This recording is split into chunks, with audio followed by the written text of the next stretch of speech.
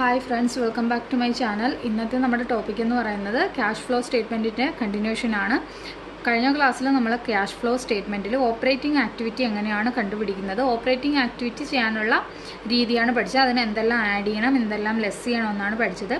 ഇന്ന് നമ്മൾ ഇൻവെസ്റ്റിംഗ് ആക്ടിവിറ്റിയും ഇനി ഫൈനാൻസിങ് ആക്ടിവിറ്റിയാണ് പഠിക്കാനുള്ളതെങ്കിലും ഇന്ന് അതിന് മുന്നേ ആയിട്ട് രണ്ട് അഡ്ജസ്റ്റ്മെൻറ്റുകളെ പറ്റിയിട്ട് പഠിക്കാൻ പോവുകയാണ്. ഇന്നത്തെ ക്ലാസ്സിൽ പഠിക്കാൻ പോകുന്ന അഡ്ജസ്റ്റ്മെൻറ്റ് ഒന്ന് പ്രപ്പോസ്ഡ് ഡിവിഡൻറ്റിനെ പറ്റിയും, രണ്ട് പ്രൊവിഷൻ ഫോർ ടാക്സിനെ പറ്റിയിട്ടും. ഇതിന് രണ്ടും അഡ്ജസ്റ്റ്മെൻറ്റുകൾ ക്വസ്റ്റ്യനിൽ മിക്കപ്പോഴും കാണുന്നതാണ്. അപ്പോൾ നമ്മൾ പ്രപ്പോസ് ഡിവിഡൻറ്റ് അക്കൗണ്ടും ഡിവിഡൻറ്റ് അക്കൗണ്ടും പ്രൊവിഷൻ ഫോർ ടാക്സ് അക്കൗണ്ടും തയ്യാറാക്കിയിട്ട് വേണം, വർക്കിംഗ് നോട്ട് തയ്യാറാക്കിയിട്ട് വേണം അത് നമ്മൾ ഇതിലേക്ക് ആഡ് ചെയ്യാൻ വേണ്ടിയിട്ട്. അത് എങ്ങനെയാണെന്നാണ് ഇന്ന് പഠിക്കാൻ പോകുന്നത്. അപ്പോൾ വീഡിയോയിലേക്ക് കിടക്കുന്നതിന് മുന്നേ നമ്മുടെ ഫാമിലിയിലേക്ക് ആദ്യമായിട്ട് ആരെങ്കിലും വരുന്നുണ്ടെങ്കിൽ സബ്സ്ക്രൈബ് ചെയ്യുക. സബ്സ്ക്രൈബ് ചെയ്ത് കഴിയുമ്പോൾ തൊട്ടടുത്ത് വരുന്ന ബെല്ലൈക്കൺ കൂടി ഒന്ന് അമർത്തിയിരുന്നാൽ ഞാൻ ഇടുന്ന പുതിയ വീഡിയോസിൻ്റെ നോട്ടിഫിക്കേഷൻ വേഗം കിട്ടുന്നതായിരിക്കും. നമ്മുടെ വീഡിയോയിലേക്ക് കിടക്കാം. ആദ്യം കഴിഞ്ഞ ക്ലാസ്സിൽ പഠിച്ച ഇൻഡയറക്റ്റ് മെത്തേഡിൽ ഓപ്പറേറ്റിംഗ് ആക്ടിവിറ്റി കാണാനുള്ള രീതി നമുക്കൊന്നും കൂടെ ഒന്ന് നോക്കാം എങ്ങനെയാണെന്ന്. ചിലപ്പോൾ ക്വസ്റ്റ്യനിൽ net profit before tax and extra ordinary item തന്നിരിക്കും. അങ്ങനെയാണെങ്കിൽ നമ്മൾ പിന്നെ ഇവിടെ നിന്ന് അങ്ങോട്ട് സ്റ്റാർട്ട് ചെയ്താൽ മതി. അങ്ങനെ net profit before tax and extra ordinary item തന്നിട്ടില്ലെങ്കിൽ നമ്മൾ സ്റ്റാർട്ട് ചെയ്യേണ്ടത് ഒരു ബാലൻസ് ഷീറ്റ് ആയിരിക്കും തന്നിരിക്കുന്നത്. പുതിയ രീതിയിലുള്ള ബാലൻസ് ഷീറ്റ് ആയിരിക്കും കൂടുതലും തരുന്നത്. ആ ബാലൻസ് ഷീറ്റിൽ സർപ്ലസ് എന്ന് പറഞ്ഞൊരു ഹെഡിങ് ആണ്. ഷെയർ ഹോൾഡേഴ്സ് ഫണ്ട് എന്ന് പറഞ്ഞിട്ട് മെയിൻ ഹെഡിങ് കാണും. അതിന് താഴെയായിട്ട് ഷെയർ ക്യാപിറ്റൽ കാണും, റിസർവ് ആൻഡ് സർപ്ലസ് എന്നൊക്കെ പറഞ്ഞിട്ട് സബ് ഹെഡിങ്സ് കാണും. അതിൽ റിസർവ് ആൻഡ് സർപ്ലസ് ആണ് നമുക്ക് വേണ്ടത്. അതിൽ സർപ്ലസ് എടുക്കുക. സർപ്ലസിൻ്റെ ഡിഫറൻസ് ആണ് പ്രോഫിറ്റ് എന്ന് പറയുന്നത്. അതായത് ക്ലോസിംഗ് എന്ന് പറയുമ്പോൾ കറണ്ട് ഇയറിൻ്റെ മൈനസ് ഓപ്പണിംഗ് പ്രീവിയസ് ഇയറിൻ്റെ. അത് കഴിഞ്ഞിട്ട് അതിലേക്ക് ആഡ് ചെയ്യേണ്ടതാണ് നമ്മുടെ പ്രോഫിറ്റിനെ കുറച്ച കാര്യങ്ങളെല്ലാം തിരിച്ച് ആഡ് ചെയ്യുന്നു. Transfer to general reserve. സർപ്ലസിൻ്റെ തൊട്ട് താഴെ തന്നെ ജനറൽ റിസർവും കാണും. അതും ക്ലോസിംഗ് മൈനസ് ഓപ്പണിംഗ് ആണ്. പിന്നെ പ്രപ്പോസ്ഡ് ഡിവിഡൻഡ് കാണും. കറണ്ട് ഇയറിൻ്റെ എമൗണ്ട് ആണ് എഴുതേണ്ടത്. ഇൻ്ററിം ഡിവിഡൻഡ് ആണെങ്കിൽ അഡ്ജസ്റ്റ്മെൻറ്റിലായിരിക്കും തരുന്നത്, ആ എമൗണ്ട് തന്നെ എഴുതുക. പ്രൊവിഷൻ ഫോർ ടാക്സും കറണ്ട് ഇയറിൻ്റെ എമൗണ്ട് എഴുതുക. ഇതെല്ലാം ചെയ്ത് കഴിഞ്ഞിട്ട് എന്തെങ്കിലും റീഫണ്ട് ഓഫ് ടാക്സ് ഉണ്ടെങ്കിൽ മൈനസ് ചെയ്യുക. മൈനസ് ചെയ്യുമ്പം എക്സ്ട്രാ ഓർഡിനറി ഐറ്റം എന്തെങ്കിലും ഉണ്ടെങ്കിൽ അതും മൈനസ് ചെയ്യുക. അതായത് നമുക്ക് ഫ്ലഡോ എർത്ത് ക്യൂക്കോ ഒക്കെ സംഭവിച്ച സമയത്ത് നമുക്ക് നഷ്ടം ഉണ്ടാവുകയും പൈസ അതിന് ബദലായിട്ട് ക്യാഷ് കിട്ടുകയും ചെയ്താൽ അത്തരം കാര്യങ്ങളൊക്കെ ഇൻകം ആണെങ്കിൽ മൈനസ് ചെയ്യണം, ലോസ് ആണെങ്കിൽ പ്ലസ് ചെയ്യണം. ഇനി net profit before tax and extra ordinary item ആണ് കിട്ടുന്നത്. ഇവിടെ നിന്നാണ് നമ്മുടെ ഓപ്പറേറ്റിംഗ് ആക്ടിവിറ്റി സ്റ്റാർട്ട് ചെയ്യുന്നത്. അവിടേക്ക് ആഡ് ചെയ്യേണ്ടതാണ്. ഇവിടെ ആഡ് ചെയ്യേണ്ട നോൺ ക്യാഷ് ഐറ്റംസും ആഡ് ചെയ്യണം. പിന്നെ നമ്മുടെ മെയിൻ ആക്ടിവിറ്റിയിൽ, കോർ ആക്ടിവിറ്റിയിൽ ഉൾപ്പെടാത്തത്, ഓപ്പറേറ്റിംഗ് ആക്ടിവിറ്റിയിൽ ഉൾപ്പെടാതെ ഫൈനാൻസിങ്ങിലെയും മറ്റ് ഇൻവെസ്റ്റിങ്ങിലെയും കുറച്ച് കാര്യങ്ങളൊക്കെ ഇവിടെ കയറി കൂടിയിട്ടുണ്ട്. അവയും നമ്മൾ ഇവിടെ നിന്ന് ഒഴിവാക്കണം. അപ്പോൾ ആദ്യത്തെ നോൺ ആക്ടിവിറ്റിയിൽ വരുന്നത് ഡെപ്രിസിയേഷൻ ആണ്. ഡെപ്രിസിയേഷൻ ക്യാഷിൻ്റെ ഇൻഫ്ലോയും ഔട്ട്ഫ്ലോയും ഉണ്ടാവാതെ തന്നെ ക്യാഷിൻ്റെ ആ നെറ്റ് പ്രോഫിറ്റിനെ കുറച്ചിട്ടുണ്ട്, അതുകൊണ്ട് തിരിച്ച് ആഡ് ചെയ്യണം. Interest on long time borrowing എന്ന് പറയുമ്പോൾ ലോണിൻ്റെയും മറ്റു ലോണൊക്കെ എടുത്തതിൻ്റെ ഇൻട്രസ്റ്റ് ആണ്. ലോണൊക്കെ എടുത്തതിൻ്റെ ഇൻട്രസ്റ്റ് വരുന്നത് ഫൈനാൻസിങ് ആക്ടിവിറ്റിയിലായതുകൊണ്ട് തന്നെ അവിടെ നിന്ന് അതിനെ മൈനസ് ചെയ്യണം. ഇവിടെ നെറ്റ് പ്രോഫിറ്റിനെ കുറച്ചിട്ടുള്ളത് കൊണ്ട് അതിനെ തിരിച്ച് അതിനെ തിരിച്ച് ആഡ് ചെയ്യുന്നു. Loss on sale of fixed asset അത് വരുന്നത് ഇൻവെസ്റ്റിംഗ് ആക്ടിവിറ്റിയിലാവുകൊണ്ട് ആഡ് ചെയ്യണം. Discount on shares, debentures, return of financing ആക്ടിവിറ്റിയിലാണ് വരുന്നത്. ഫിനാൻസിങ് കോസ്റ്റ് വരുന്നത് ഫൈനാൻസിങ് ആക്ടിവിറ്റിയിലാണ്. പ്രൊവിഷൻ ബാഡ് ഡെപ്റ്റിന് മാറ്റിവെച്ച എമൗണ്ട് നമ്മൾ തിരിച്ച് ആഡ് ചെയ്യണം. എമൗണ്ട് മാറ്റി വയ്ക്കുമ്പോൾ അവിടെ നിന്ന് പ്രോഫിറ്റിൽ നിന്ന് കുറച്ച് എമൗണ്ടാണ് മാറ്റി വയ്ക്കുന്നത്, അതുകൊണ്ട് പ്രോഫിറ്റ് കുറഞ്ഞായിരിക്കും കാണുന്നത്, അതുകൊണ്ട് അതും തിരിച്ച് ആഡ് ചെയ്യണം. പിന്നെ ഇവിടെ ഞാൻ ായിട്ടുള്ളത് പ്രിലിമിനറി എക്സ്പെൻസ് ആണ്. പ്രിലിമിനറി എക്സ്പെൻസ് എന്ന് പറയുമ്പോൾ ഫസ്റ്റ് ടൈം കമ്പനി സ്റ്റാർട്ട് ചെയ്യാൻ വേണ്ടിയിട്ടുണ്ടായ ഡോക്യുമെൻറ്റേഷൻ്റെ ചാർജും അല്ലാത്ത ചാർജുകളൊക്കെയാണ്. അത് 1 ടൈം ആയിരിക്കും ഉണ്ടാകുന്നത്. അത് നമ്മൾ ഇവിടെ തിരിച്ച് ആഡ് ചെയ്യേണ്ടതാണ്. പിന്നെ ആഡ് ചെയ്യാനുള്ളത്, പിന്നെ ശ്രദ്ധിക്കാനുള്ള ഗുഡ്വിൽ റിട്ടേൺ ഓഫ് എന്ന് പറയുമ്പോൾ ഗുഡ്വില്ലിൻ്റെ വാല്യൂ കുറഞ്ഞാൽ, അതായത് കറണ്ട് ഇയറിൻ്റെയും പ്രീവിയസ് ഇയറിൻ്റെയും വാല്യൂ നമുക്ക് തന്നിരിക്കും. 2 വാല്യൂകൾ കാണും. അപ്പോൾ പ്രീവിയസ് ഇയറിനെ വെച്ച് നോക്കുമ്പോൾ ഈ വർഷം ഗുഡ്വില്ലിൻ്റെ വാല്യൂ കുറച്ചാണ് എഴുതിയിരിക്കുന്നതെങ്കിൽ അതിനർത്ഥം ഗുഡ്വിൽ റൈറ്റ് ഓഫ് ചെയ്തെന്നാണ്. അപ്പോൾ അത് എത്രയാണോ ആ ഡിഫറൻസ്, ആ എമൗണ്ടാണ് നമ്മളിവിടെ എഴുതേണ്ടത്. പിന്നെ അണ്ടർ റൈറ്റിംഗ് കമ്മീഷൻ, അതായത് ഷെയറും ഡിബെഞ്ചേഴ്സും ഒക്കെ അതുമായിട്ട് ബന്ധപ്പെട്ടതാണ് അണ്ടർ റൈറ്റ്. ബ്രോക്കർ ഫീ എന്ന് പറയും, ബ്രോക്കേഴ്സിന് കൊടുക്കുന്ന ഫീ. അത് നമ്മൾ ഇവിടെ ആഡ് ചെയ്യേണ്ടതാണ്. അത് കുറയ്ക്കേണ്ടത് എവിടെയാണ്? ഫൈനാൻസിങ് ആക്ടിവിറ്റിയിലാണ്. ഇതൊക്കെയാണ് മെയിനായിട്ടും ആഡ് ചെയ്യേണ്ട കാര്യം, ഇങ്ങനെ ലെസ് ചെയ്യേണ്ട കാര്യങ്ങൾ. ലെസ് ചെയ്യേണ്ടത് ഇൻട്രസ്റ്റ് ഇൻകം റിസീവ്ഡ്, ഇൻട്രസ്റ്റ് കിട്ടിയത്. ഇൻട്രസ്റ്റ് റിസീവ് എന്ന് പറയുമ്പോൾ നമ്മൾ ഫിക്സഡ് ആയിട്ട് എന്തെങ്കിലും എമൗണ്ട് എങ്ങാനും ബാങ്കിൽ ഇട്ടിട്ടുണ്ടായിരിക്കും, ആ എമൗണ്ടിൻ്റെ ഇൻട്രസ്റ്റ് ആണ് വരുന്നത്. അതായത് അതൊരു ഇൻവെസ്റ്റിംഗ് ആക്ടിവിറ്റിയാണ്. ഡിവിഡൻഡ് എന്ന് പറയുമ്പോൾ ഷെയർ വാങ്ങിയിട്ടുണ്ടായിരിക്കും, അതിൻ്റെയാണ് ഡിവിഡൻഡ് റിസീവ് ചെയ്യുന്നത്. അതുപോലെ റെൻ്റൽ ഇൻകം റിസീവ് ചെയ്യുന്നത്, ബിൽഡിങ്ങോ എന്തെങ്കിലും ഫിക്സഡ് അസറ്റുകൾ നമ്മൾ പർച്ചേസ് ചെയ്യുന്നു, അത് റെൻറ്റിന് കൊടുക്കുന്നു, അതിൻ്റെ റെൻ്റൽ ഇൻകം റിസീവ് ചെയ്യുന്നതൊക്കെ വരുന്നത് ഇൻവെസ്റ്റിംഗ് ആക്ടിവിറ്റിയിലാണ്. അതുപോലെ profit on sale of investment അല്ലെങ്കിൽ ഫിക്സഡ് അസറ്റ്, അത് ഇൻവെസ്റ്റിങ്ങിലാണ് വരുന്നത്. ഇനി ഇത് എല്ലാം ആഡ് ചെയ്ത് കഴിയുമ്പോൾ ഇവിടെ ഒരു എമൗണ്ട് കിട്ടും. ഈ എമൗണ്ടിൻ്റെ പേര് പറയുന്നതാണ് operating profit before working capital changes എന്നാണ് പറയുന്നത്. നമ്മൾ ഇതിലേക്ക് ആഡ് ചെയ്യേണ്ടത് കറണ്ട് അസറ്റ് കുറഞ്ഞാൽ ആഡ് ചെയ്യണം, കറണ്ട് ലയബിലിറ്റി കൂടിയാലും ആഡ് ചെയ്യണം. അതായത് ക്യാഷിൻ്റെ ഇൻഫ്ലോസിനെ ആഡ് ചെയ്യണം, ഔട്ട്ഫ്ലോസിനെ മൈനസ് ചെയ്യണം. അപ്പോൾ കിട്ടുന്നതാണ് cash generated from operating activity. അതിനുശേഷം അതിൻ്റെ കൂടെ ഇൻകം ടാക്സ് പെയ്ഡ് ചെയ്തത് മൈനസ് ചെയ്യണം. അപ്പം കിട്ടുന്നത് എന്താണ്? Cash flow from operating activity before extra ordinary item. ഇവിടെയും എക്സ്ട്രാ ഓർഡിനറി ഐറ്റം എന്തെങ്കിലും ഉണ്ടെങ്കിൽ മൈനസ് ചെയ്യാനുള്ളതാണെങ്കിൽ മൈനസ് ചെയ്യണം, പ്ലസ് ചെയ്യാനുള്ളതാണ് പ്ലസ് ചെയ്യണം. ഇതില്ലെങ്കിൽ നമുക്ക് കിട്ടുന്ന എമൗണ്ട് എന്ന് പറയുന്നത് net cash from operating activity. Minus ആണെങ്കിൽ net cash used for operating activity എന്നാണ് കിട്ടുന്നത്. ഇതാണ് നമ്മൾ കഴിഞ്ഞ ക്ലാസ്സിൽ പഠിച്ചത്. ഇത് നമ്മൾ ഈ പഠിച്ചതിൽ നിന്ന് 2 അഡ്ജസ്റ്റ്മെൻറ്റുകളെ പറ്റിയിട്ടാണ് പഠിക്കാൻ പോകുന്നത്. അതായത് നമുക്കിവിടെ നെറ്റ് പ്രോഫിറ്റ് കാൽക്കുലേറ്റ് ചെയ്യണ സമയത്ത് ഇവിടെ ഒരു പ്രപ്പോസ്ഡ് ഡിവിഡൻറ്റും ഉണ്ട്, പ്രൊവിഷൻ ഫോർ ടാക്സും ഉണ്ട്. ഈ 2 അഡ്ജസ്റ്റ്മെൻറ്റുകളെ പറ്റിയിട്ട് ഇന്ന് പഠിക്കാൻ പോവുകയാണ്. ആദ്യം പ്രപ്പോസ്ഡ് ഡിവിഡൻറ്റ് എന്ന് പറയുമ്പോൾ ഇയറിൻ്റെ എൻഡിൽ ഷെയർ ഹോൾഡേഴ്സിന് കൊടുക്കുന്ന ഡിവിഡൻ്റാണ് പ്രപ്പോസ്ഡ് ഡിവിഡൻറ്റ്. അത് നമ്മുടെ പ്രോഫിറ്റുമായിട്ട് ഇവിടെ ആഡ് ചെയ്യേണ്ടതാണ്, അതുകൊണ്ട് ആഡ് ചെയ്യുന്നു. ഇനി നമ്മൾ ഡിവിഡൻറ്റ് വരുന്നത് എവിടെയാണെന്ന് വെച്ചാൽ, ഡിവിഡൻറ്റ് എന്ന വാക്ക് ഫിനാൻസിങ് ആക്ടിവിറ്റിയിലാണ് വരുന്നത്. ഫൈനാൻസിങ് ആക്ടിവിറ്റിയിലാണ് ഡിവിഡൻറ്റ് വരുന്നത്. അതായത് ഫൈനാൻസിങ് ആക്ടിവിറ്റി എഴുതുമ്പോൾ നമ്മൾ കൊടുത്തിട്ടുള്ള ക്യാഷിൻ്റെ ഔട്ട്ഫ്ലോ ഉണ്ടായ കാര്യങ്ങൾ മൈനസ് ചെയ്യണം. അതായത് ഡിവിഡൻറ്റിൻ്റെ എമൗണ്ട്, നമ്മൾ വിറ്റു, ഷെയർ കുറച്ച് പേര് വാങ്ങി, ആ ഷെയർ ഹോൾഡേഴ്സിന് കൊടുക്കുന്നതാണ് ഡിവിഡൻറ്റ്. അപ്പോൾ ഡിവിഡൻറ്റ് കൊടുത്തിട്ടുണ്ടെങ്കിൽ ക്യാഷിൻ്റെ ഔട്ട്ഫ്ലോ ഉണ്ടാവുന്നു. അതുണ്ടാവുന്ന ഫൈനാൻസിങ് ആക്ടിവിറ്റിയായിട്ട് റിലേറ്റ് ആയതുകൊണ്ട് ഫൈനാൻസിങ് ആക്ടിവിറ്റിയിൽ നിന്ന് ഈ എമൗണ്ടിനെ കുറയ്ക്കുകയാണ് ചെയ്യുന്നത്. അതുകൊണ്ട് തന്നെ ഫൈനാൻസിങ് ആക്ടിവിറ്റിയിലും ഒരു ഡിവിഡൻറ്റിൻ്റെ കാര്യം വരുന്നുണ്ട്. ആ ഡിവിഡൻറ്റ് ഏതാണ്? ഡിവിഡൻറ്റ് പെയ്ഡ് എന്നും പറഞ്ഞിട്ട് ഫൈനാൻസിങ് ആക്ടിവിറ്റിയിൽ നമുക്ക് വരുന്നുണ്ട്. അപ്പം ഡിവിഡൻറ്റ് പെയ്ഡ് ഉണ്ട്, പ്രപ്പോസ്ഡ് ഡിവിഡൻറ്റ് ഉണ്ട്. പിന്നെ ഒരു ഡിവിഡൻറ്റ് വരുന്നുണ്ട്, എവിടെയാണ്? Dividend income received. ഈ ഡിവിഡൻറ്റ് ഇൻകം റിസീവ് എന്ന് വെച്ചാൽ നമ്മൾ ഇൻവെസ്റ്റ് ചെയ്തപ്പോൾ ഉണ്ടായതാണ്. അതായത് ഇൻവെസ്റ്റ് ചെയ്യുന്നതെന്ന് വെച്ചാൽ ഇവിടെ ഏതെങ്കിലും കമ്പനിയുടെ ഷെയർ നമ്മൾ പർച്ചേസ് ചെയ്തു, അപ്പോൾ അവർ തരുന്ന ഇൻകമാണ് ഡിവിഡൻറ്റ് ഇൻകം. ഇതിൻ്റെ കാര്യം നോക്കണ്ട, ഇത് ഇവിടെ പ്രാധാന്യം അർഹിക്കുന്നില്ല. ഇവിടെ ഇപ്പോൾ നോക്കേണ്ടത് പ്രപ്പോസ്ഡ് ഡിവിഡൻറ്റും ഉണ്ട്, പിന്നെ ഫൈനാൻസിങ് ആക്ടിവിറ്റിയിൽ വരുന്ന ഡിവിഡൻറ്റ് പെയ്ഡും ഉണ്ട്. അപ്പോൾ ഏതൊക്കെ എമൗണ്ടുകളായിരിക്കും ഇതിന് വേണ്ടിയിട്ട് യൂസ് ചെയ്യുന്നത്? പ്രപ്പോസ്ഡ് ഡിവിഡൻറ്റിനും ഡിവിഡൻറ്റ് പെയ്ഡിനും വേണ്ടിയിട്ട് യൂസ് ചെയ്യുന്ന എമൗണ്ടുകൾ ഏതൊക്കെയെന്നാണ് നോക്കാൻ പോകുന്നത്. ഒരു ബാലൻസ് ഷീറ്റിൽ 2 ഡിവിഡൻറ്റ് എമൗണ്ടുകളായിരിക്കും നമുക്ക് തന്നിരിക്കുന്നത്. ഡിവിഡൻറ്റ് റിസീവ്ഡ് തന്നിരിക്കും, അത് ഫൈനാൻസിങ് ആക്ടിവിറ്റിയിൽ എഴുതിയാൽ മതി. അല്ലാതെ 2 ഡിവിഡൻറ്റുകൾ തന്നിരിക്കും. അതിൻ്റെ എക്സാമ്പിൾ ഒന്ന് പറയാം. അതിന് വേണ്ടിയിട്ട് ബാലൻസ് ഷീറ്റിൻ്റെ ഒരു പോർഷൻ വരയ്ക്കുകയാണ് സ്ക്രീനിൽ.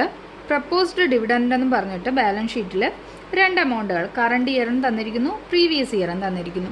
ഇനി ഏത് ഇയറാണ് ഏതിന് യൂസ് ചെയ്യുന്നതെന്നാണ് നോക്കാൻ പോകുന്നത്. ഇങ്ങനെ 2 എമൗണ്ടുകളാണ് തന്നിരിക്കുന്നത്. ഡിവിഡൻറ്റിനെ പറ്റിയിട്ട് മറ്റൊന്നും തന്നെ ക്വസ്റ്റ്യനിൽ പറയുന്നില്ല എന്നുണ്ടെങ്കിൽ നമ്മൾ എടുക്കേണ്ടത് കറണ്ട് ഇയർ നമ്മൾ ഓൾറെഡി പഠിച്ചു കഴിഞ്ഞു. ഓപ്പറേറ്റിംഗ് ആക്ടിവിറ്റിയിൽ കറണ്ട് ഇയർ യൂസ് ചെയ്യുന്നത് എപ്പോഴാണ്? Current year proposed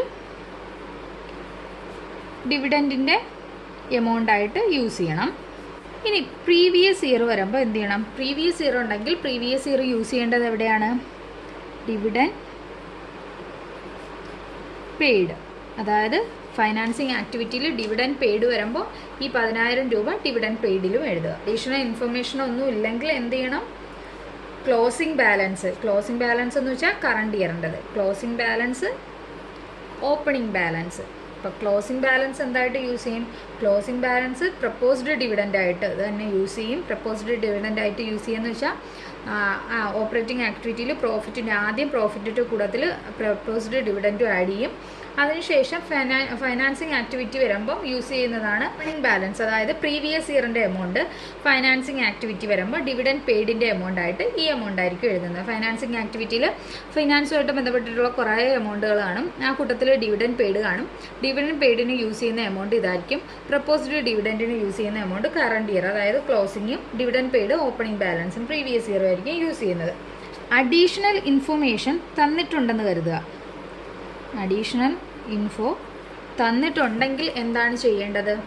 additional ഇൻഫർമേഷനിൽ balance sheet എല്ലാം തന്നു. ബാലൻസ് ഷീറ്റിൽ പ്രപ്പോസ്ഡ് ഡിവിഡൻഡ് വന്നു, 2 ഇയറിൻ്റെ തന്നു. പിന്നെ ബാലൻസ് ഷീറ്റിൽ ടാക്സ് തരുന്നു, ബാലൻസ് ഷീറ്റിൽ സർപ്ലസ് വരുന്നു, ജനറൽ റിസർവ് വരുന്നു. അങ്ങനെ കുറേ ബാലൻസ് ഷീറ്റിൽ തരുന്നെന്ന് കരുതുക. എല്ലാം 2 വർഷത്തെ കറണ്ട് ഇയറും പ്രീവിയസ് ഇയറിൻ്റെ എമൗണ്ടുകൾ തരുന്നു. ആ കൂട്ടത്തിൽ നമുക്ക് അഡ്ജസ്റ്റ്മെൻറ്റുകൾ ബാലൻസ് ഷീറ്റ് കഴിഞ്ഞിട്ട് കുറച്ച് കാര്യങ്ങൾ താഴെ എഴുതിയിരിക്കും. ആ കൂട്ടത്തിൽ എഴുതിയിരിക്കുകയാണ്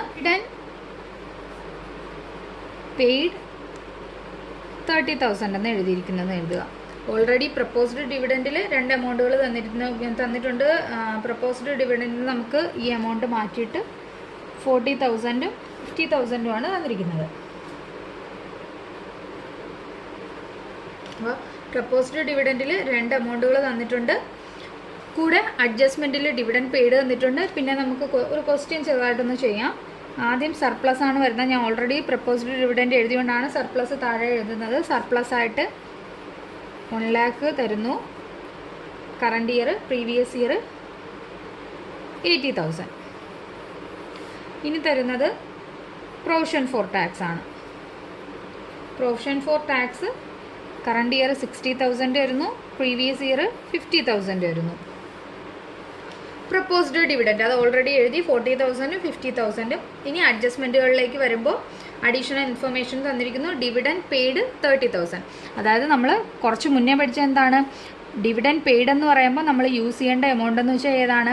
ഡിവിഡൻഡ് പെയ്ഡിന് യൂസ് ചെയ്യേണ്ടത് പ്രീവിയസ് എമൗണ്ട് ആയിരിക്കണം. പക്ഷേ ഇവിടെ പ്രീവിയസ് എമൗണ്ട് 50,000, ഡിവിഡൻഡ് പെയ്ഡ് ആയിട്ട് തന്നിരിക്കുന്നത് 30,000. അപ്പോൾ നമ്മൾ എന്താണ് ചെയ്യുന്നത്? ഈ 50,000 എന്തിന് യൂസ് ചെയ്യും? ഈ 40,000 എന്താണ്? ഈ 30 എന്താണ് എന്നാണ് നോക്കാൻ പോകുന്നത്. ഇങ്ങനെ ഇൻഫർമേഷൻ അഡീഷണൽ ഇൻഫർമേഷനിൽ ഡിവിഡൻറ്റിനെ പറ്റി തന്നിട്ടുണ്ടെങ്കിൽ നമ്മൾ എന്ത് ചെയ്യണം? വർക്കിംഗ് നോട്ട് തയ്യാറാക്കണം. ആദ്യം നമ്മൾ എന്താണ് കണ്ടുപിടിക്കേണ്ടത്? നമുക്ക് ഈ തന്നിരിക്കുന്നത് ഡിവിഡൻഡ് പെയ്ഡ് ആണ്. അപ്പോൾ നമ്മൾ കണ്ടുപിടിക്കേണ്ടത് എന്താണ്? പ്രപ്പോസ്ഡ് ഡിവിഡൻഡ് എന്ന് പറയുന്നത് ഈ എമൗണ്ട് അല്ല, പ്രപ്പോസ്ഡ് ഡിവിഡൻറ്റിൻ്റെ എമൗണ്ട് കണ്ടുപിടിക്കണം. ഈ 2 കറണ്ട് ഇയറും പ്രീവിയസ് ഇയറിൻ്റെയും ബാലൻസുകൾ വെച്ചിട്ട് നമ്മൾ പ്രപ്പോസ്ഡ് ഡിവിഡൻറ്റിൻ്റെ എമൗണ്ട് കണ്ടുപിടിക്കണം. ഡിവിഡൻഡ് പെയ്ഡ് ആയിട്ട് യൂസ് ചെയ്യുന്ന ഈ അഡീഷണൽ ഇൻഫർമേഷനിൽ തന്നിരിക്കുന്ന എമൗണ്ട് തന്നെയായിരിക്കും. ക്വസ്റ്റ്യനിൽ ഇങ്ങനെയാണ് തന്നിരിക്കുന്നത്. ക്വസ്റ്റ്യനിൽ ഓൾറെഡി പ്രപ്പോസ്ഡ് ഡിവിഡൻറ്റ് തന്നിട്ടുണ്ട്, പ്രപ്പോസ്ഡ് ഡിവിഡൻറ്റ് തന്നിട്ടുണ്ട്, സർപ്ലസ് തന്നിരിക്കുന്നു, പ്രൊവിഷൻ ഫോർ ടാക്സ് തന്നിരിക്കുന്നു. അതിൻ്റെ കൂടെ തന്നെ അഡീഷണൽ ഇൻഫർമേഷൻ ആയിട്ട് ഡിവിഡൻഡ് പെയ്ഡ് തന്നിട്ടുണ്ട്. അപ്പം ഈ 3 ഫിഗേഴ്സ് എന്തിനൊക്കെ യൂസ് ചെയ്യാം? ഈ ഫിഗറും നമ്മളിപ്പോൾ എടുക്കത്തില്ല. കറണ്ട് ഇയറും പ്രീവിയസ് ഇയറും ഒരിക്കലും ഇങ്ങനെ ഒരു അഡീഷണൽ ഇൻഫോയും കൂടെ തരുമ്പോൾ കറണ്ട് ഇയറിനെ പ്രപ്പോസ്ഡ് ഡിവിഡൻ്റ് ആയിട്ടും പ്രീവിയസ് ഇയറിനെ ഡിവിഡൻഡ് പെയ്ഡും ആയിട്ടും എടുക്കത്തില്ല. അപ്പം ഡിവിഡൻഡ് പെയ്ഡ് ഓൾറെഡി ക്വസ്റ്റ്യൻ തന്നിട്ടുണ്ട്. ഇത് തന്നെയാണ് നമ്മൾ ഡിവിഡൻഡ് പെയ്ഡ് ആയിട്ട് ഫൈനാൻസിങ് ആക്ടിവിറ്റി വരുമ്പോൾ എഴുതേണ്ട എമൗണ്ട്. ഇനി നമുക്ക് കണ്ടുപിടിക്കാനുള്ള ഒരു എമൗണ്ട് ഉണ്ട്, അതാണ് പ്രപ്പോസ്ഡ് ഡിവിഡൻഡ്. പ്രപ്പോസ്ഡ് ഡിവിഡൻഡ് നമ്മൾ കണ്ടുപിടിക്കണം. അതിന് വേണ്ടിയിട്ട് എന്താണ് അക്കൗണ്ടെന്ന്? ഒരു അക്കൗണ്ട് തയ്യാറാക്കുമ്പോൾ ശ്രദ്ധിക്കേണ്ട ഒരു കാര്യം എന്താണെന്ന് വെച്ചാൽ,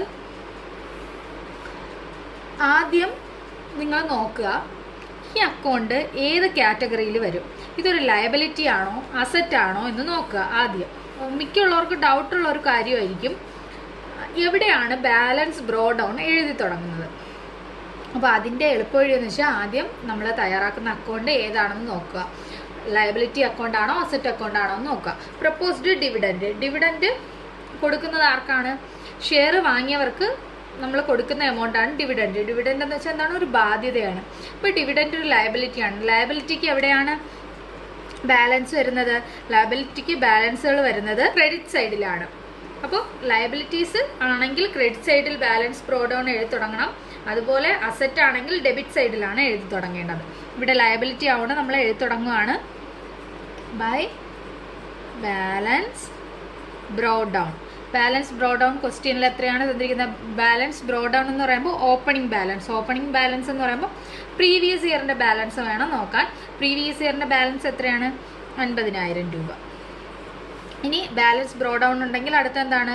ടു ബാലൻസ് ക്യാരി ഡൗൺ ആണ്. ക്യാരി ഡൗൺ ഓൾറെഡി എമൗണ്ട് തന്നിട്ടുണ്ട്. കറണ്ട് ഇയർ ക്ലോസിംഗ് ബാലൻസ് 40,000 രൂപയാണ്. ഇപ്പോൾ 2 കാര്യങ്ങൾ എഴുതി. ഇനി എഴുതാനുള്ളത് ഡിവിഡൻഡ് പെയ്ഡ്. ഡിവിഡൻഡ് പേ ചെയ്തു എന്ന് വെച്ചാൽ ലയബിലിറ്റി കുറഞ്ഞു എന്നാണ് അർത്ഥം. ലയബിലിറ്റി കുറഞ്ഞാൽ എന്ത് ചെയ്യണം? ഡെബിറ്റ് ചെയ്യണം. സോ ടു ക്യാഷ്, പൈസയാണ് പേ ചെയ്തിരിക്കുന്നത്. എന്താണ്? ഡിവിഡൻഡ് പെയ്ഡ് എന്ന് വേണമെങ്കിൽ നിങ്ങൾക്ക് ബ്രാക്കറ്റിൽ എഴുതാം. ഡിവിഡൻഡ് പെയ്ഡ് എത്ര രൂപയാണ്? 30,000 രൂപ. അപ്പോൾ നമുക്ക് തന്ന എല്ലാ ഇൻഫോർമേഷനും എഴുതി കഴിഞ്ഞു.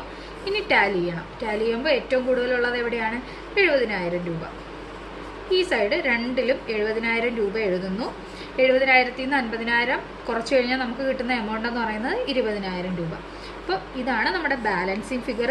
ഈ ബാലൻസിങ് ഫിഗറിനെ നമ്മൾ എന്താണ് പറയുന്നത്? ബൈ സർപ്ലസ് എന്ന് വെച്ചാൽ എന്താണ് ഇതിൻ്റെ അർത്ഥം എന്ന് വെച്ചാൽ ഡിവിഡൻഡ് പ്രപ്പോസ്ഡ്. ഇതാണ് പ്രപ്പോസ്ഡ് ഡിവിഡൻഡ് എന്ന് പറയുന്നത്.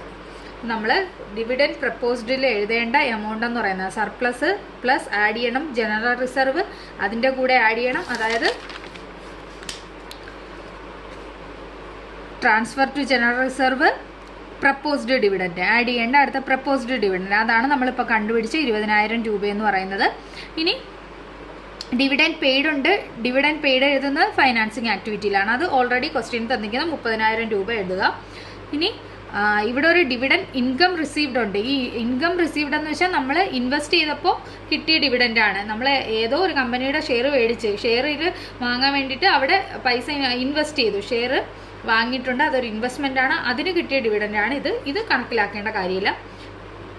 നമ്മൾ നോക്കുന്ന 2 ഡിവിഡൻറ്റുകൾ, ഒന്ന് പ്രപ്പോസ്ഡ് ഡിവിഡൻറ്റും 2 ഡിവിഡൻഡ് പെയ്ഡുമാണ്.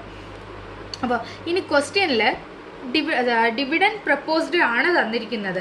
അഡീഷണൽ ഇൻഫർമേഷനിൽ ഡിവിഡൻഡ് പെയ്ഡിന് പകരം ഡിവിഡൻഡ് പ്രപ്പോസ്ഡ് എന്ന് തന്നിരുന്നാൽ നമ്മൾ കണ്ടുപിടിക്കേണ്ട ബാലൻസിങ് ഫിഗർ എന്ന് പറയുന്നത് ഇതായിരിക്കും നമ്മുടെ ബാലൻസിങ് ഫിഗർ എന്ന് പറയുന്നത്. ക്വസ്റ്റ്യനിൽ ഡിവിഡൻഡ് പ്രപ്പോസ്ഡ് ഡിവിഡൻഡ് തന്നിരുന്നാൽ, പ്രപ്പോസ്ഡ് ഡിവിഡൻഡ് ആണ് അഡീഷണൽ ഇൻഫർമേഷനിൽ തരുന്നതെങ്കിൽ നമ്മൾ കണ്ടുപിടിക്കേണ്ടത് ഡിവിഡൻഡ് പെയ്ഡ് എന്ന ബാലൻസ് ആയിരിക്കും. അതിനുശേഷം ഈ ബാലൻസ് ഫൈനാൻസിങ് ആക്ടിവിറ്റിയിലേക്ക് എഴുതുക. ഇവിടെ നമുക്ക് തന്നിരിക്കുന്ന ഡിവിഡൻഡ് പെയ്ഡ് ആയതുകൊണ്ട് നമുക്ക് കിട്ടിയ ബാലൻസ് ഫിഗർ എന്ന് പറയുന്നത് ഡിവിഡൻഡ് പ്രപ്പോസ്ഡ്. അപ്പം നോക്കുക, ഡിവിഡൻഡ് പ്രപ്പോസ്ഡ് ആണെങ്കിൽ ക്രെഡിറ്റ് സൈഡിൽ എഴുതുക, ഡിവിഡൻഡ് പെയ്ഡ് ആണെങ്കിൽ അഡീഷണൽ ഇൻഫർമേഷൻ തന്നിരിക്കുന്ന ഡിവിഡൻഡ് പെയ്ഡ് ആണെങ്കിൽ അത് ഡെബിറ്റ് സൈഡിലും എഴുതുക. ഇനി ഈ ക്വസ്റ്റ്യൻ നമുക്കൊന്ന് ജസ്റ്റ് ഒന്ന് ചെയ്തു നോക്കാം. എങ്ങനെയാണ് ക്വസ്റ്റ്യൻ ചെയ്യുന്നത്? ആദ്യം പ്രോഫിറ്റ് എങ്ങനെ കണ്ടുപിടിക്കും? സർപ്ലസ് എന്ന് വെച്ചാൽ എങ്ങനെയാണ് കണ്ടുപിടിക്കുന്നത്? ക്ലോസിംഗ് മൈനസ് ഓപ്പണിംഗ് ആണ് സർപ്ലസ്. അതായത് എത്രയൊക്കെയാണ് ക്ലോസിംഗ് എന്ന് വെച്ചാൽ എത്രയാണ്? ക്ലോസിംഗ് എമൗണ്ട് തന്നിരിക്കുന്നത് 1,00,000 രൂപയാണ്. മൈനസ് ഓപ്പണിംഗ് എമൗണ്ട് തന്നിരിക്കുന്നത് 80,000 രൂപയാണ്. അപ്പോൾ സർപ്ലസ് എത്രയാണ് കിട്ടിയത്? സർപ്ലസ് കിട്ടിയത് 20,000 രൂപ. ഇനി ആഡ് ചെയ്യണം. എന്തൊക്കെയാണ് ഇതിൽ ആഡ് ചെയ്യേണ്ടത്? സർപ്ലസിൻ്റെ കൂടെ ആഡ് ചെയ്യേണ്ടത് നമുക്ക് എന്ത് വന്നിട്ടുണ്ട്? Proposed dividend. അഡീഷണൽ ഇൻഫർമേഷൻ ഇല്ലെങ്കിൽ നമ്മൾ കറണ്ട് ഇയർ എടുത്തന്നെ അഡീഷണൽ ഇൻഫർമേഷൻ ഉള്ളതുകൊണ്ട് ഒരു ഡിവിഡൻഡ് കണ്ടുപിടിച്ചു 20,000 രൂപ. അടുത്തത് ക്വസ്റ്റ്യൻ തന്നിരിക്കുന്നത് പ്രൊവിഷൻ ഫോർ ടാക്സിന് പ്രത്യേകിച്ച് ഇൻഫോയൊന്നുമില്ല, അഡീഷണൽ ഇൻഫോ ഇല്ല. അതുകൊണ്ട് തന്നെ പ്രൊവിഷൻ ഫോർ ടാക്സ് എഴുതുന്നത് കറണ്ട് എമൗണ്ട് ആണ് 60,000 രൂപ. ടോട്ടൽ കിട്ടുന്ന എമൗണ്ട് 1,00,000 റുപ്പീസ് ആണ്. ഈ 1,00,000 നമ്മൾ എന്താണ് പറയുന്നത്? നെറ്റ് പ്രോഫിറ്റ്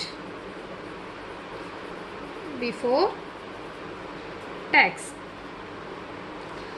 ഇനി ഇതിലേക്ക് ആഡ് ചെയ്യേണ്ട എന്തൊക്കെയാണ്? ഡെപ്രിസിയേഷൻ ഉണ്ടെങ്കിൽ ആഡ് ചെയ്യുക, അതുപോലെ goodwill written off add ചെയ്യാം, പ്രിലിമിനറി എക്സ്പെൻസ് ആഡ് ചെയ്യണം, അണ്ടർ റൈറ്റർ കമ്മീഷൻ ആഡ് ചെയ്യണം, discount on issue of shares add ചെയ്യണം, loss on sale of fixed asset ഉണ്ടെങ്കിൽ അതൊക്കെ ആഡ് ചെയ്യണം. അതുപോലെ മൈനസ് ചെയ്യേണ്ട എന്താണ്, profit on sale of fixed അസറ്റോ ഇൻകം റിസീവ്ഡോ റെന്റൽ ഇൻകം റിസീവ്ഡോ ഇൻട്രസ്റ്റ് റിസീവ്ഡോ ഡിവിഡൻഡ് റിസീവ്ഡോ ഒക്കെ ഉണ്ടെങ്കിൽ മൈനസ് ചെയ്യണം. അപ്പോൾ ഈ ക്വസ്റ്റ്യനിൽ അതൊന്നും തന്നിട്ടില്ല. ഇത്രയാണ് ഇതിന്റെ ആൻസർ എന്ന് പറയുന്നത്. നെറ്റ് പ്രോഫിറ്റ് ബിഫോർ ടാക്സ് ഇതുവരെ ഉള്ളൂ. കാരണം ഇനി ഇൻഫർമേഷൻ ഒന്നും മുന്നോട്ട് തന്നിട്ടില്ലല്ലോ.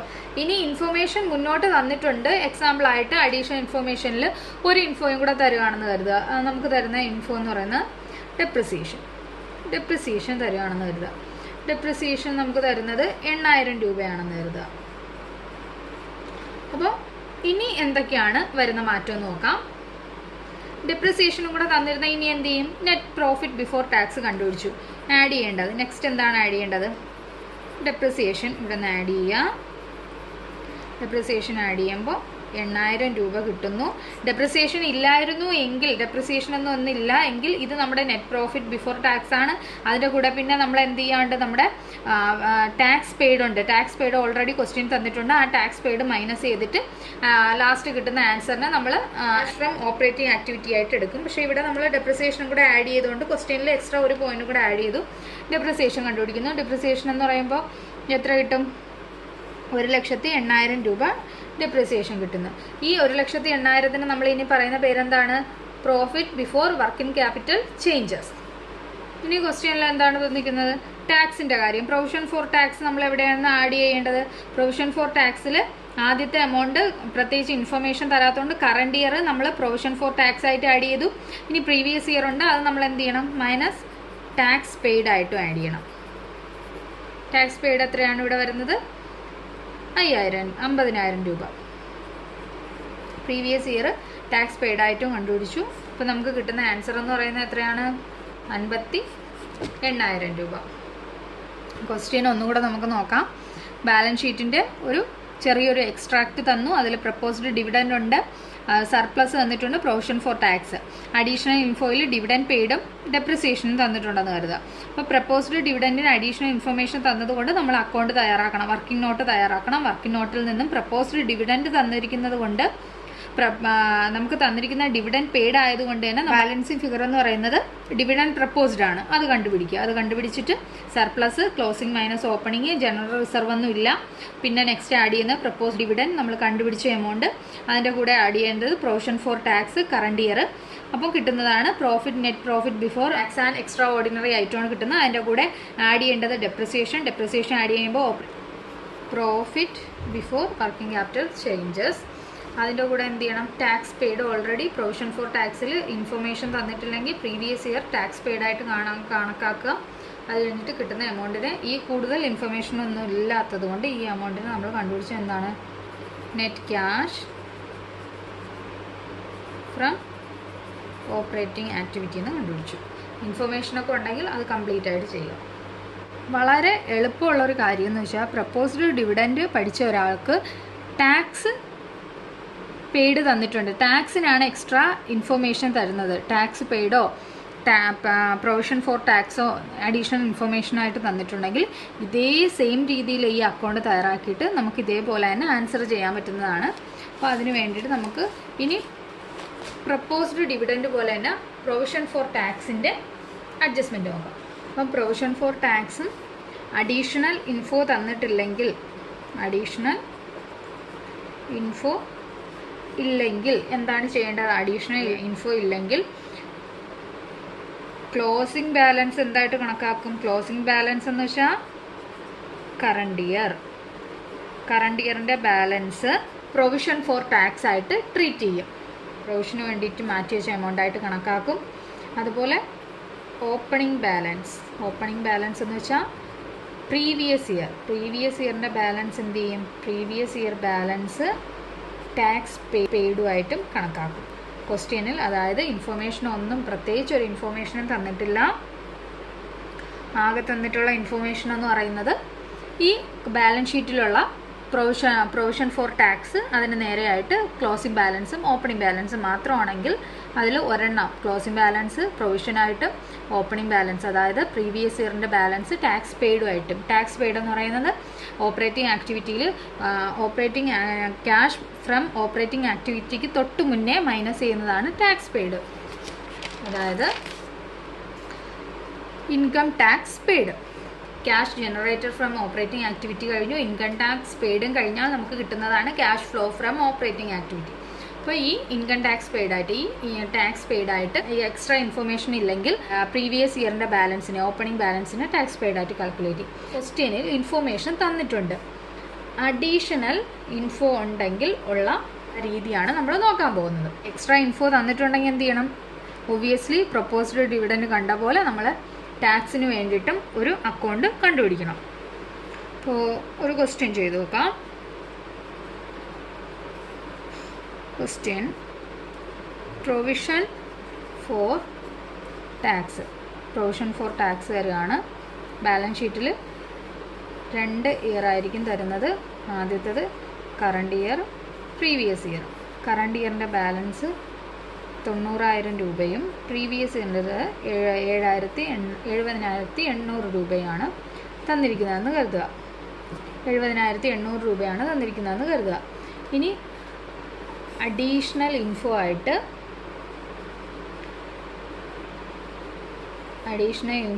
ബാലൻസ് ഷീറ്റിൻ്റെ താഴെ അഡീഷണൽ ഇൻഫോ തന്നിരിക്കുകയാണ്. പ്രോഫിറ്റ് ആൻഡ് ലോസിൽ പ്രൊവിഷൻ ഫോർ ടാക്സ് ആയിട്ട് മാറ്റി വെച്ചേക്കുന്ന എമൗണ്ട് എന്ന് പറയുന്നത് 80,000 രൂപയാണെന്ന് കരുതുക. അപ്പോൾ 3 എമൗണ്ടുകളുണ്ട്. കറണ്ട് ഇയർ ഉണ്ട്, പ്രീവിയസ് ഇയർ ഉണ്ട്, പ്രൊവിഷൻ ഫോർ ടാക്സ് ഉണ്ട്. ഈ ഒരു പോർഷൻ ഇല്ല, അഡീഷണൽ ഇൻഫോ ഇല്ലെങ്കിൽ കറണ്ട് ഇയറിനെ എന്ത് ചെയ്യും? പ്രൊവിഷൻ ഫോർ ടാക്സും പ്രീവിയസ് ഇയർ ടാക്സ് പെയ്ഡുമാണ്. അഡീഷണൽ ഇൻഫോ ഉള്ളത് കൊണ്ട് തന്നെ ഇത് രണ്ടും ഓപ്പണിംഗ് ബാലൻസും ക്ലോസിംഗ് ബാലൻസും ആയിട്ടാണ് യൂസ് ചെയ്യുന്നത്. നമുക്ക് കണ്ടുപിടിക്കേണ്ടത് എന്താണ്? പ്രൊവിഷൻ ഫോർ ടാക്സ് തന്നിട്ടുണ്ട്. പ്രൊവിഷൻ ഫോർ ടാക്സ് എന്ന് പറയുമ്പോൾ നമ്മൾ ആദ്യം പ്ലസ് ചെയ്യുന്നത്, പ്രോഫിറ്റ് കാണുമ്പോൾ പ്ലസ് ചെയ്ത് വരുന്ന എമൗണ്ടാണ് പ്രൊവിഷൻ ഫോർ ടാക്സ്. ആ എമൗണ്ട് 80,000 തന്നിട്ടുണ്ട്. നമുക്ക് കണ്ടുപിടിക്കേണ്ടത് ഓപ്പറേറ്റിംഗ് ആക്ടിവിറ്റി കിട്ടുന്നതിന് തൊട്ട് മുന്നേ ഉള്ള ടാക്സ് പെയ്ഡാണ് കണ്ടുപിടിക്കേണ്ടത്. പ്രൊവിഷൻ ഫോർ ടാക്സ് തന്നിരുന്നാൽ ടാക്സ് പെയ്ഡ് കണ്ടുപിടിക്കുക, ടാക്സ് പെയ്ഡ് തന്നിരുന്നാൽ പ്രൊവിഷൻ ഫോർ ടാക്സ് കണ്ടുപിടിക്കുക. അപ്പോൾ ഇതെങ്ങനെയാണ് ചെയ്യുന്നത്? ഇനി എല്ലാവർക്കും വരുന്ന സംശയം, മിക്കുള്ളവർക്കും വരുന്നൊരു സംശയം, എവിടെ ബാലൻസ് ബ്രോ ഡൗൺ എഴുതി തുടങ്ങും, എവിടെ ഓപ്പണിംഗ് ബാലൻസ് എഴുതി തുടങ്ങും? പ്രൊവിഷൻ ഫോർ ടാക്സ് എന്താണെന്ന് നോക്കുക. ടാക്സ് എന്ന് വെച്ചാൽ എന്താണ്? ടാക്സ് എന്ന് പറയുന്നത് നമ്മളെ സംബന്ധിച്ച് ഒരു ലയബിലിറ്റിയാണ്. അതുകൊണ്ട് തന്നെ ലയബിലിറ്റിക്ക് ഓപ്പണിംഗ് ബാലൻസ് വരുന്നത് ക്രെഡിറ്റ് സൈഡിൽ. So by balance brought down opening balance ആണ് എഴുതേണ്ടത്. അതായത് ആദ്യത്തെ പ്രീവിയസ് ഇയറിൻ്റെ ബാലൻസ് 70,800. ഓപ്പോസിറ്റിൽ എഴുതേണ്ടത് ടു ബാലൻസ് ക്യാരി ഡൗൺ വരുന്നത് 90,000. ഇനിയുള്ളത് ഈ എമൗണ്ട് അഡീഷണൽ ഇൻഫോയിൽ provision for tax statement of profit and loss. പ്രൊവിഷനായിട്ട് മാറ്റിവെച്ച എമൗണ്ടാണ്. പ്രൊവിഷനായിട്ട് ഒരു എമൗണ്ട് മാറ്റിവെച്ചു എന്ന് വെച്ചാൽ ലയബിലിറ്റി മീറ്റ് ചെയ്യാൻ വേണ്ടിയിട്ട് ഒരു എമൗണ്ട് മാറ്റിവെച്ചിരിക്കുകയാണ്. നമുക്ക് കണ്ടുപിടിക്കേണ്ട എന്താണ്? ഒന്നില്ലെങ്കിൽ പ്രൊവിഷൻ ഫോർ ടാക്സ് കണ്ടുപിടിക്കണം, അല്ലെങ്കിൽ ടാക്സ് പെയ്ഡ്. ടാക്സ് പെയ്ഡ് ആണെങ്കിൽ എന്താണ്? ടാക്സ് പെയ്ഡ് ചെയ്തതെന്ന് വെച്ചാൽ ലയബിലിറ്റി കുറഞ്ഞു. അതായത് ലയബിലിറ്റി കുറഞ്ഞാൽ ഡെബിറ്റ് സൈഡിൽ എഴുതും ടു ക്യാഷ്. എന്താണ്? Tax paid. നമുക്ക് ടാക്സ് പെയ്ഡ് തന്നിട്ടില്ല. അപ്പോൾ നമ്മുടെ ബാലൻസിങ് ഫിഗർ എന്ന് പറയുന്നത് ടാക്സ് പെയ്ഡ് ആണ്. നമുക്ക് തന്നിരിക്കുന്നത് എന്താണ്? പ്രൊവിഷൻ ഫോർ ടാക്സ് ആണ്. അതുകൊണ്ട് തന്നെ എന്തെഴുതണം? By statement of profit and loss. എന്താണ്? Provision for tax. Provision for tax തന്നിരിക്കുന്ന എമൗണ്ട് എന്ന് പറയുന്നത് 80,000 രൂപ. ഇനി ഇതിൻ്റെ ബാലൻസിങ് ഫിഗർ കാണുക. ബാലൻസിങ് ഫിഗർ കാണുമ്പോൾ ഏറ്റവും കൂടുതലുള്ള വശം 2 സൈഡിലും എഴുതുക. എവിടെയാണ്? 1,50,800. ഇത് 2 സൈഡിലും എഴുതുക. 1,80,800. ഇനി എന്ത് ചെയ്യണം? ഈ 1,80,800 നമ്മൾ മൈനസ് ചെയ്യണം 90,000. അപ്പോൾ കിട്ടുന്നതാണ് 60,800. അതായത് ടാക്സ് പെയ്ഡ് ചെയ്ത എമൗണ്ട് നമ്മൾ ഇത്രയും രൂപ ടാക്സ് പെയ്ഡായിട്ട് അടച്ചിട്ടുണ്ട്. അപ്പോൾ നമുക്ക് നമ്മുടെ ബാലൻസ് ഫിഗർ ടാക്സ് പെയ്ഡ് കിട്ടി. ഇനി ടാക്സ് പെയ്ഡാണ് തന്നിരുന്നെങ്കിൽ നമ്മൾ കണ്ടുപിടിക്കുന്നത് പ്രൊവിഷൻ ആയിരിക്കും കണ്ടുപിടിക്കുന്നത്. ഇവിടെ പ്രൊവിഷൻ തന്നിരുന്നതുകൊണ്ട് ടാക്സ് പെയ്ഡ് കണ്ടുപിടിച്ചു. ടാക്സ് പെയ്ഡ് തന്നിരുന്നാൽ അത് ഡെബിറ്റ് സൈഡിൽ എഴുതുക, പ്രൊവിഷൻ തന്നിരുന്നാൽ അത് ക്രെഡിറ്റ് സൈഡിൽ എഴുതുക. ഏതെങ്കിലും ഓപ്പോസിറ്റ് നമ്മൾ എഴുതുന്നതിൻ്റെ ഓപ്പോസിറ്റ് നമ്മുടെ ബാലൻസ് ഫിഗർ കിട്ടുന്നതായിരിക്കും.